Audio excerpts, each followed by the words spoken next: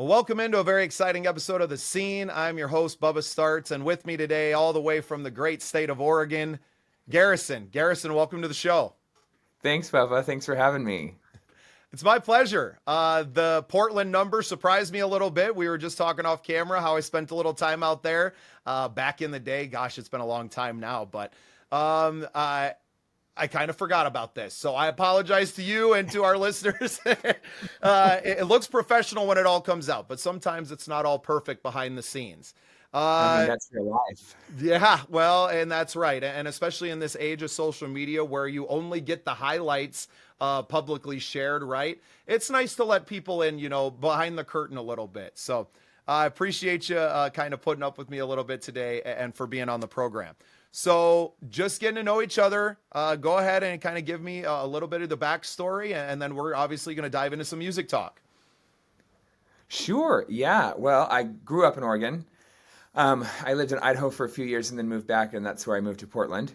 And I've written music my whole life, grew up playing piano. I wrote songs since I was probably 6. And then my grandpa was a singer-songwriter after he retired from being a teacher. And so after high school, I moved in with him, and he taught me to play guitar.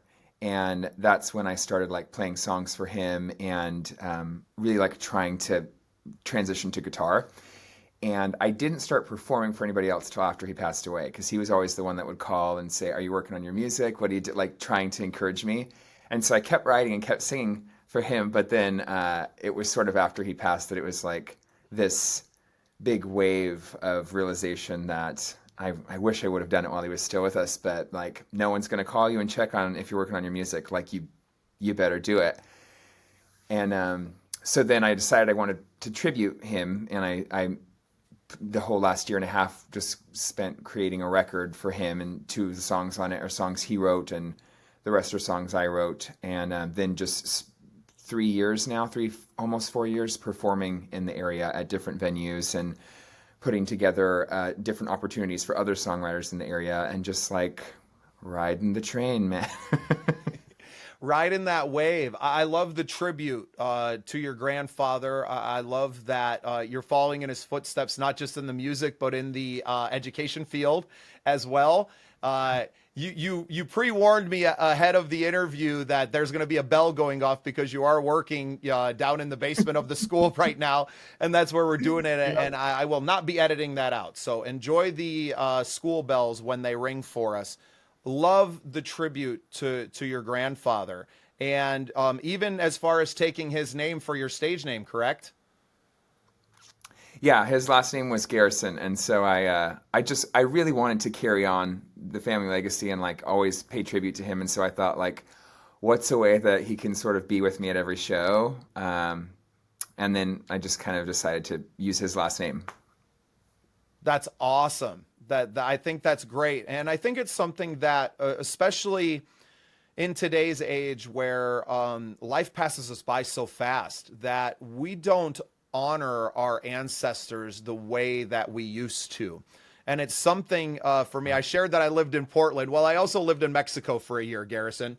And down there, we all see outwardly kind of the Day of the Dead, right? The Dia de los Muertos, we see it, the parades, the celebration. But it's a very personal holiday to the Mexican. It's not just a tradition, it is cultural, right? It's pervasive, because that is the time where the two worlds, the afterlife and the land of the living, are closest, right? And they spread the marigold petals on the ground, and they make all of their ancestors' favorite foods, and their pictures are up. And you do this every single year. And I feel like, especially in American culture, that once you're dead and gone, everybody tends to forget about you. You have to live some gigantic life for anyone to even consider remembering you. And I just don't think that I don't think that it's right. I think all of us have lived a life worth telling and worth sharing. And for you to, not just take the name and follow in the footsteps in music and education. I mean, your life is now becoming part of that legacy of your grandfather, right? And at least outwardly, that's how it looks to me, just getting to know you. So very, very proud of you, sir. It's not something that a lot of people in this day and age that they walk and are wanting to carry their their forefathers with them, if you will. So you have a couple of his songs on the record. What kind of music did Grandpa write? Grandpa was country western down to the core. He loved old school country, Marty Robbins, Johnny Cash, Buddy Holly, and we would listen to a lot of that together. And so his music was very that sense of country western where it was emotional and it was always a story, and it was usually about love or heartbreak. And his songs usually were simple chords, but they were very they just pulled me in. Like I loved listening to his music growing up because it had that nostalgic sense to it. Well, and it's substantive, right? That, and I think that the country music genre, especially, and especially when you talk about the older the older school, and especially country western, that it lends itself to that. You can use these simple chords and a very slow strumming and a simple pattern, and be able to pique someone's interest with the substance of the story and not necessarily the beat or the way this clever guitar lick happened, or whatever that may be. So I love that. Did Grandpa ever take you over to the Pendleton Roundup, being from the Portland area? Grandpa did not on that side of the family, but my father's side of the family did take me to the roundup. Yeah, so I've been in that twister a time or two. Yeah, how fun. I never got to attend, but I know it's a very well. It's funny is that, I was kind of a hippie when I was out in Portland and around in those areas. I lived in Bend. And, I was out there doing hippie shit, right? That's the And it place to wasn't do until it, yeah. well, and I grew up in South Dakota, so I wasn't unfamiliar with, the country scene, but it was almost like I didn't realize how big the Pendleton Roundup was until I kind of came home back to Deadwood, and then being back around the rodeo lifestyle. We were very blessed to work at the Cinch playoffs last year, and they are obviously huge in the rodeo business. So just kind of fun to reminisce about, man, you were right there and you didn't go. Right. So I wanted to make sure that you had checked that off your box, not only as an Oregonian, but as a, purveyor of country Western music. So Grandpa wrote country Western. You have a couple of his songs on the album. What do you kind of call your music? I know it's really hard to put a finger on genres these days, but how would you describe your music then? I always describe my music as Americana. It's very influenced by, like I said, I grew up listening to a lot of 50s, 60s with Grandpa and a lot of 70s, 80s with my parents.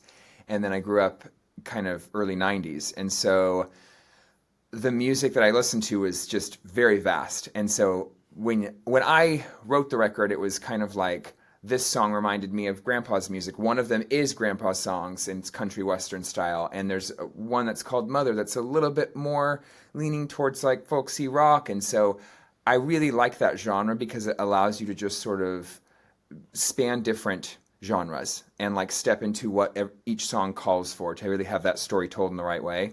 So I just stick with Americana, and I find that feels like a really good fit for me. As a label, it covers that broad spectrum, right? Yeah. I should Yep. probably start telling people that as well. Instead, I make up my own stuff. I used to call it rockabilly reggae funk. That was a bit too much of a mouthful all the time. So now I kind of call our style modern gypsy rock. And That's great. yeah, well, and that's Americana, right? Like what is Americana music if not the songs of the traveling gypsies and the cowboys and the people that were out and traveling around this great country, over the course of the last 200 years, right? That's right. Coming up on, our 250th anniversary, right, of America, and it's an incredible melting pot, especially of musical cultures, right? I spoke about being in Mexico and playing down there. And in Mexico, you kind of have like two musics. You either have EDM or you have banda, which banda to me is like, it's Mexican polka music. It's tubas, it's 3/4 time. It is very boom, boom, boom. It's simple, Doing and I its thing. freaking love it, Garrison. Oh my God. Every time I hear it now, right?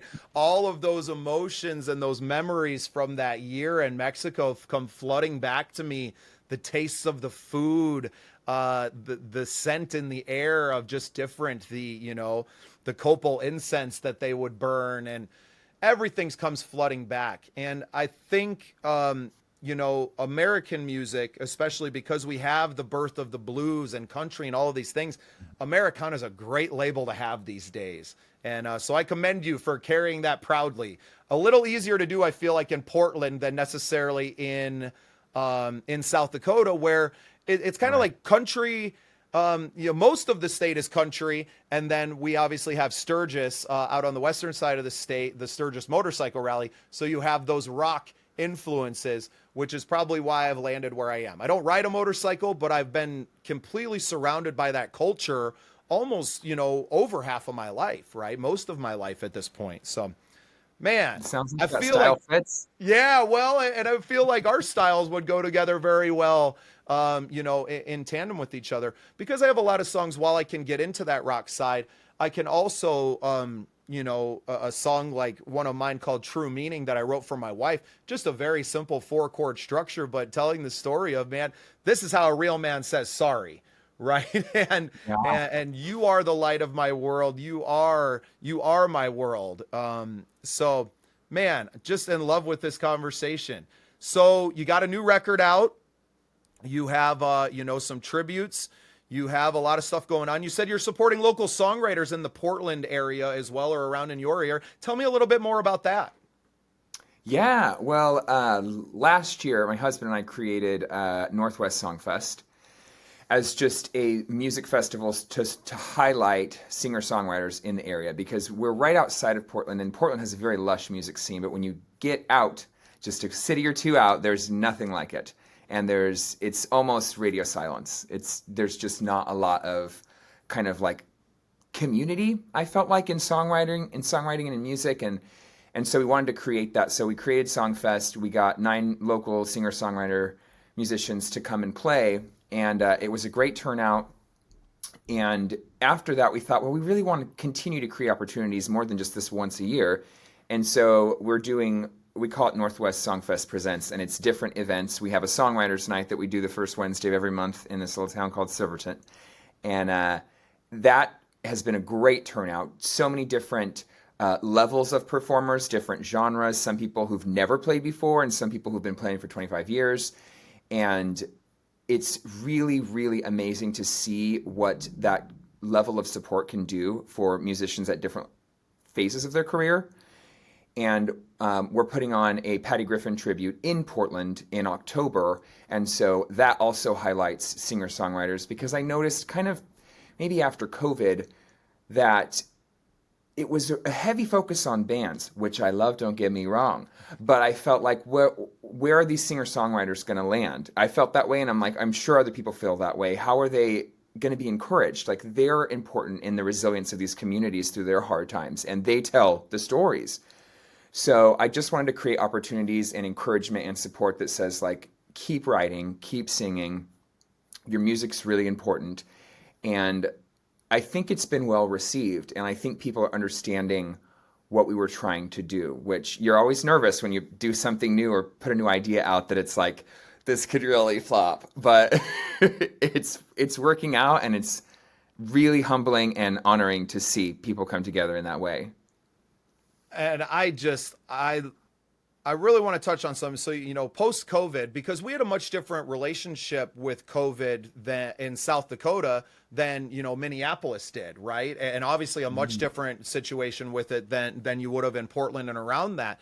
So for me, I was in Portland and around in Bend and Eugene and all these vibrant music scenes, man. I'm getting goosebumps just thinking about all the stuff that I got to. But y'all pretty much shut down for 2.5 years, right? No gigs, no shows, no songwriter nights, no anything. And I mean, it quite literally probably killed it killed the music scene for a couple of years, probably. I have some good friends of mine. The Acoustic Minds are out there. The twins, the Price twins, still doing their thing.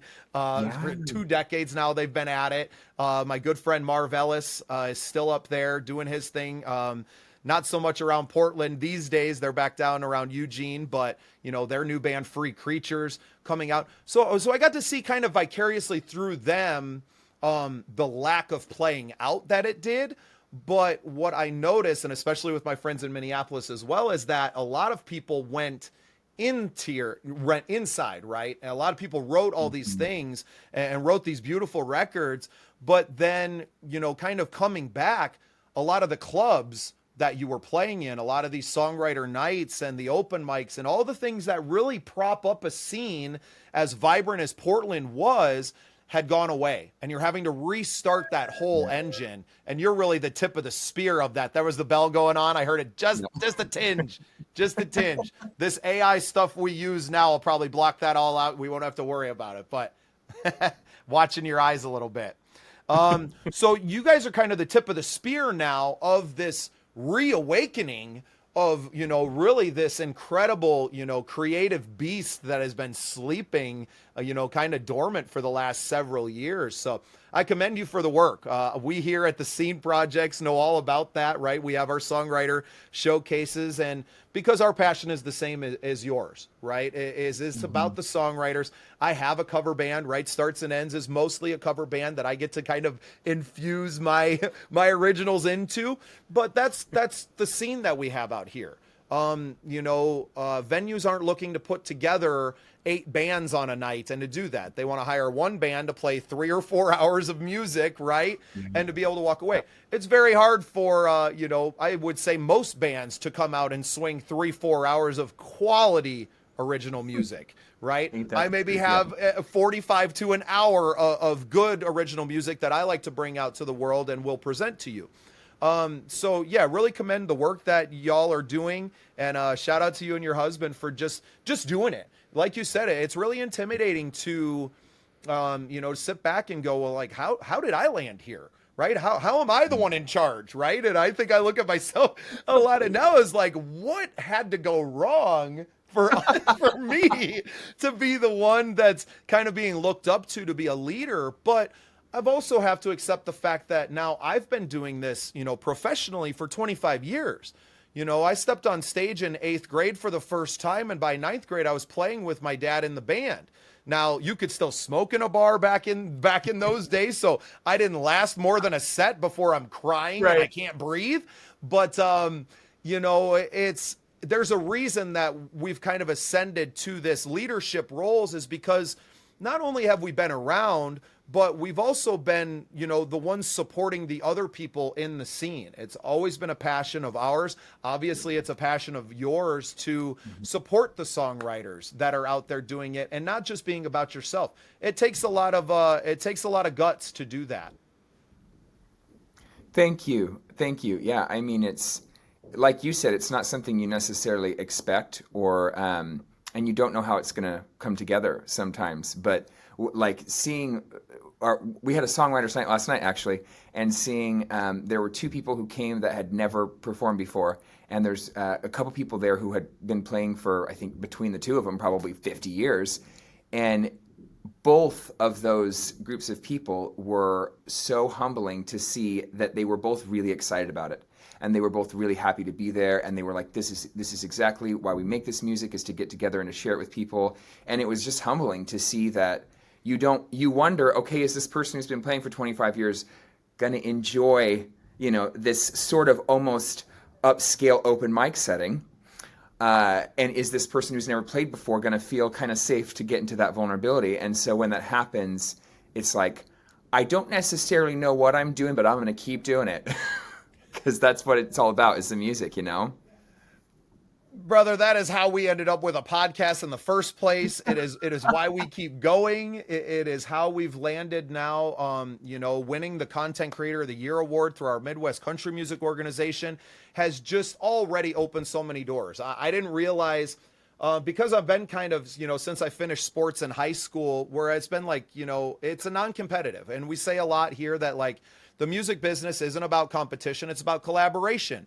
But also, when you win something from an accredited, organization, the Midwest Country Music Organization, been around for over 10 years now. So when people look at that award, it means a little something. And I realize now that it's opening doors for me that I didn't even know were closed, or that I didn't even know existed. And now the Scene Projects, because of its stature, can do that for others. And that's where we've started just the last month. At the end of the month, we did our own song contest, right? And we had 5 songwriters come out, share their stuff. We had a couple of judges and, provided a little bit of creative feedback. But then we had 2 winners. We had a People's Choice and, the judges' winners. And now they both get to carry that along with them and to use that as an introduction when they're going to book gigs, right? And when they're going to do these things, and it's like, oh, wow, like we kind of passed that level and went straight to now we're the ones, giving the awards, but it means something. It means something because what we're building is that community, right? When COVID kind of ended and the world opened back up, that's what was missing. You looked around and the communities that were there were no longer there. If they weren't able to kind of take that physical community and to move it online over the course of that 2-3 years, then it doesn't take long for people to fade, for you to start forgetting people's names and it just fades so quickly. And I think it's surprising to all of us how fast it faded away and that it's not able to come back in, full force again. It's going to take a rebuilding effort to get it to there. Yeah, and I mean, as musicians, at least I identify as sort of an extroverted introvert, where it's like, I think COVID, for people who do like to spend a lot of time alone, made it very easy for the singer-songwriter to just kind of go, well, I'll just start writing in my closet again. And so I want to encourage people to come back out of your shell, have those moments where you share your stuff with people, because it's so easy as a musician to kind of go inward, because what we share is so vulnerable and so scary. And so if you stop doing it, it's like, well, okay, I guess that's all right. I mean, it's not so scary anymore. I'll just stay over here. And so I'm hoping, and congratulations on your award too. And I hope that that does continue to provide a platform that you can encourage people, because that's so cool to see when somebody is able to use their platform to open doors for other people, because it doesn't happen enough, No, and that's what we're both doing, right? I would assume that you are much like me, even if I'm at the grocery store and you may be 100 yards behind me, but if I've seen you walking my direction, I'm probably going to stand there and hold the door. Like, you would have to be Right. pretty much in your car still for me to just walk away and let that door slam behind me. So I kind of bring that mentality with me everywhere we go, bringing it online to what we're doing here with the Scene projects. And I thank you. I never set out to win any awards, or that's not the reason that I do these things. But it took that, participating in a few and winning one to go, oh, you're right. It's not about that, but it is about how not only can that award open doors for you, but how it can open doors for others. And now we're able to, we just won the award back in April. We're already turning it around and learning how to use that to empower others. And we're just not stopping, right? That's, I think, the biggest thing right now for us and for you as well, is just to keep going. Just to find whatever it takes to keep the momentum rolling, to not get discouraged when things get a little tough, or, things don't go exactly as we planned. And just to keep going. And the best way to do that is exactly what you're doing. Build a community around you so that when you are a little low, you have someone that can pick you up. You have someone that can kind of carry that ball for a little while and carry that burden and to be able to do some things. And because inevitably, we're all going to deal with some of those struggles, right? It's how we behave in those hard times that really make us the men that we are. So, man, Garreson, what a great conversation. I just love doing this podcast, right? And for this reason, I'd forgotten about this conversation. Before it even started, I had already, for whatever reason, the reminder didn't come in until the last minute. And, but here we are, two brothers in arms out here, trying to support songwriters and supporting songwriters. I won't say trying, we're doing it. We are doing it in every way, and we're not going to stop. So let that be a warning to everyone out there. Garreson nor Bubba Starts are going to stop doing what they're doing, supporting songwriters, teaching the younger songwriters kind of how this is done, and supporting those older songwriters and giving them a chance to to be the OGs, right? Giving some of these people that have been doing it for 25, 30 years, giving also them a community to come and bring their stuff into, maybe because they're not as outward and as extroverted as you or I can be, that they would rather just, hey, I really liked that song, and working with one person and becoming mentors. I think that's what's going to really advance this songwriter, and this business has changed so much that we need to support each other. We need to keep collaborating and keep being about one another as much as we can. So, Garreson, go ahead and plug everything you need to before I let you go. Sure. Well, my first single, Happiness is Very Close, is out now. My next single is the song that my grandfather wrote called Let It Go, and that's out the 20th of this month, June. And then August 29th is the record comes out, and there's a release party at Rose City Book Pub in Portland. So fly on in, Bubba. No, I'm just kidding. But you can find me on Instagram, garrison.music, Garreson with an E, and my website, garrison.com, which I put all the updates on. I have a newsletter that you can sign up for, and just I will stay in touch because I love the people that support me, and they're very valuable to me, and I really couldn't do it without them. Do you post all the songwriter nights and everything on your personal pages, or is there a separate page and stuff for that? Both. So there is a Northwest Songfest Instagram. I think it's at NW Songfest on Instagram, and that's where we post the Songwriters Night, but I share every single one on my storyline as well. So if you follow me and you follow them, you'll get it one way or the other. And it's the first Wednesday of every month at Leaf and Vine in Silverton, Oregon. And then we'll continue to do Artist Showcase. We'll continue to do workshops and likely more events in Portland. And so follow those and come out to an event. They're just really special, and it's nothing quite like it when you get in a group of musicians that are really supporting each other. Garreson, I'm absolutely in love with everything that you and your husband are doing out there. And like I said, I really commend you. It's not easy work. There's obviously no money in this for anyone, especially right out there. Like when I play with my band, we do okay in South Dakota, but out in Portland, I know the game pretty well. And you're doing this because of passion. You're doing it because of, a love of your fellow songwriter. And it's very commendable. So kudos to you. I can't wait to come out and visit. I don't know if I'll be flying in. My style is way more to drive in, play shows the whole way, play shows while I'm there, and drive out. So, but now that, I got more friends in Portland and in that area, maybe we'll be taking it on the road out to the West Coast before you know it. Let's get Northwest Songfest out to Horning's Hideout. That's where I like to hang. Let's do it. Well, Garreson, thank you so much for being a part of the scene. Thank you, Bubba. I appreciate it. Thank you.